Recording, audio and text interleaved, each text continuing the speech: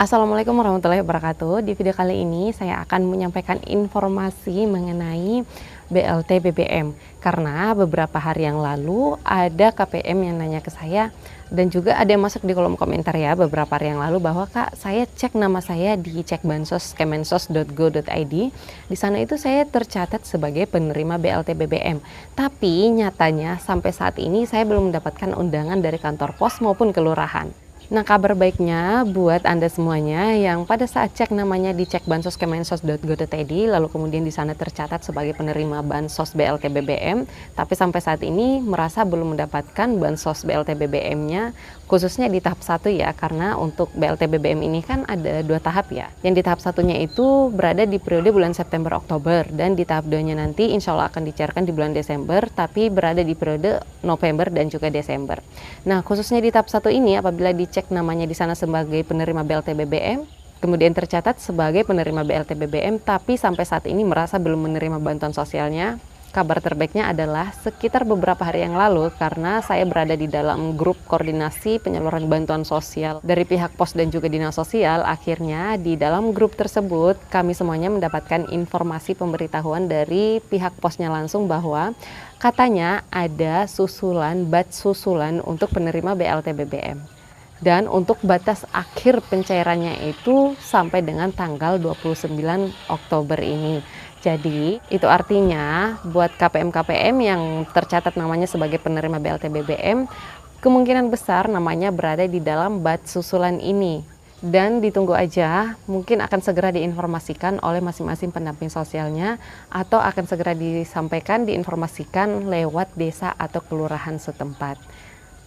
Tapi apabila Bapak Ibu mau berinisiatif sendiri, mau menanyakannya langsung ke pihak pos terdekat, itu juga dibolehkan ya, selagi itu tidak mengganggu aktivitasnya Bapak Ibu dan tidak merepotkan Bapak Ibu semua.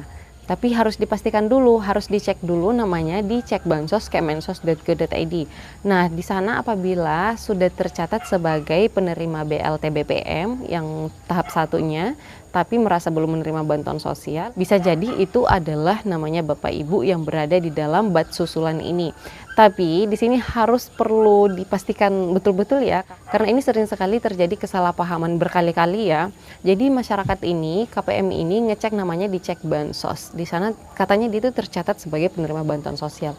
Dan ternyata setelah dicari tahu, yang terdaftar di sana sebagai penerima bantuan sosial itu bukanlah dia. Hanya saja kebetulan itu namanya sama, yang berada tinggal di dalam satu desa yang sama juga. Namanya sama persis, tinggalnya di desa yang sama pula, sehingga pada saat dicek namanya di sana dipikirnya itu adalah dia. Jadi di sini harus dipastikan lagi itu umurnya sama persis dengan umurnya Bapak Ibu yang tercatat di KTP atau kartu keluarga. Nah, setelah dicek ternyata namanya sama persis, ejaannya juga sama persis, dan juga usianya sama persis.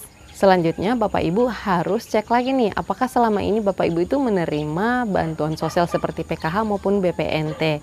Karena syarat untuk menerima BLT BBM ini kebanyakan itu diberikan kepada masyarakat yang sudah memiliki kartu KKS atau yang aktif datanya sebagai penerima PKH maupun BPNT program sembako. Jadi apabila Bapak Ibu itu belum pernah mendapatkan bantuan sosial sama sekali selama ini, lalu kemudian cek namanya di cekbansos.kemensos.go.id dan di sana tercatat sebagai penerima BLT BBM, bisa jadi itu bukanlah Bapak Ibu, bisa jadi itu adalah nama orang lain yang kebetulan sama dan tinggal di tempat yang sama.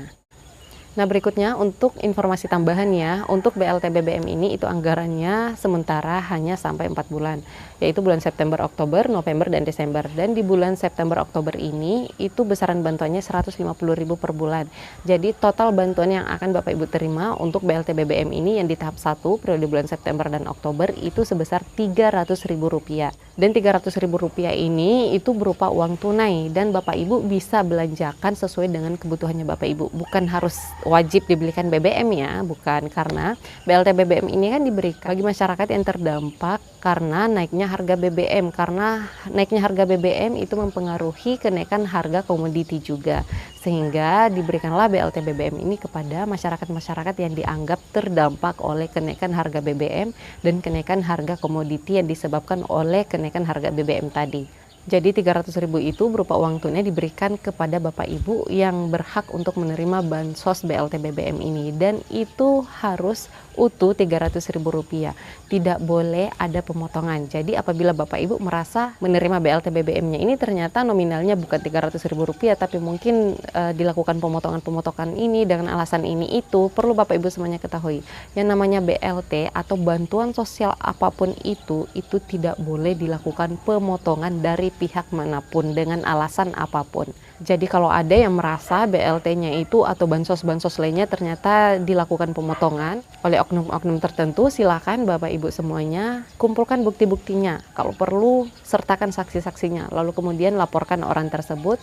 Langkah-langkahnya pertama, laporkan dulu kepada pendamping sosialnya, lalu kemudian pendamping sosialnya lah yang akan membantu menindaklanjuti ke tahapan berikutnya. Tapi apabila Bapak Ibu mau langsung melaporkannya ke bagian dinas sosial juga boleh, atau langsung ke call center Kementerian Sosial juga yang sudah disediakan. Nanti di akhir video akan saya sertakan nomor handphone pengaduannya ya.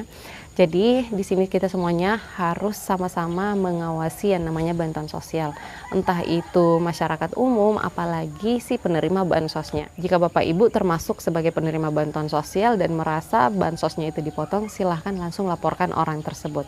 Jangan sampai Bapak itu merasa, ya sudahlah, masih mending saya dapatkan bansos daripada nggak sama sekali, nggak apa-apa lah dipotong berapa-berapa. Karena ada beberapa orang yang pernah saya dengar mengatakan hal ini, nggak apa-apa lah dipotong daripada nggak dapat sama sekali. Nah, yang seperti ini sebenarnya tidak boleh dibiarkan ya. Jadi mulai sekarang jangan pernah ragu untuk melaporkan orang-orang yang seperti saya maksud tadi apabila ini terjadi pada Anda. Baiklah, terima kasih banyak yang sudah menonton video ini sampai habis. Semoga video ini bermanfaat dan sampai ketemu lagi dan saya di video selanjutnya. Wassalamualaikum warahmatullahi wabarakatuh. Kalau dari kami, karena udah kita serahkan ke orangnya, langsung dari PT Pos ke orangnya. Jadi itu pasti pemotongan setelah orangnya itu. Nah, masalahnya siapa yang motong gitu. Kalau dari PT Pos silakan buktikan. Kalau memang itu betul PT Pos, saya yakin direktur PT Pos pasti akan mencat orang. Ya, jadi saya yakin bukan di kita, maksudnya bukan di aparat PT Pos, tapi pasca dia terima itu. Gitu. Nah, tapi APH pasti akan bergerak kalau memang itu, dan kita sudah banyak menangkap mereka gitu. Ini bahkan kami jadi saksi di beberapa tempat karena kasus pemotongan seperti itu. Saya juga ini sekarang dalam rangka sosialisasi ini Polda juga minta kami bicara soal itu, dan kami penuhi itu ya. Kasih datanya ke saya atau ke mana lah, kasih ke saya foto, nanti kita cari. Kalau media punya, udah di media aja. Aku kan lakukan media sekali. Di media ada 4 sudah ditindaklanjuti. Ya, di media udah 4 dan sudah ditindaklanjuti sama APH.